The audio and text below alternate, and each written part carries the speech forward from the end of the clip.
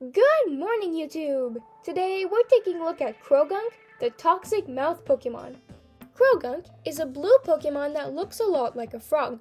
It has two sets of poison-secreting glands in its hands and in its cheeks. We'll start with the cheeks. So, why does Croagunk have poison glands near its mouth? What are they for? You might think they're for defense, but Croagunk ironically ejects poison from its middle fingers, not its mouth. It's stated in the Pokédex that Croagunk uses these cheek pouches to create sound, but also that they're poison sacs.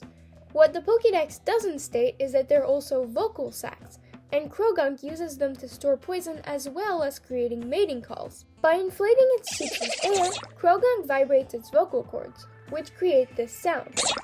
The sound then bounces into the cheek pouches and is heard again. It keeps going until Croagunk deflates its cheek pouches. But what about the poison? Well, Croagunk mainly preys on bug-type Pokemon. However, its stomach and digestive glands are rather small, and it has trouble fully digesting meals. Plus, it has no bottom teeth, so it can't really chew. Therefore, the purpose of the poison glands is to secrete a somewhat acidic poison that helps Croagunk digest its meals, sort of like human saliva. Now, let's talk about Croagunk's claws.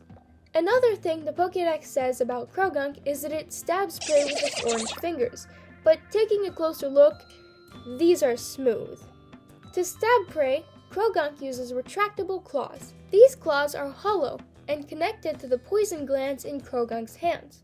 When killing its prey, Croagunk does a rude gesture, extends its claws, stabs and injects the poison directly into its prey. However, this poison doesn't just kill.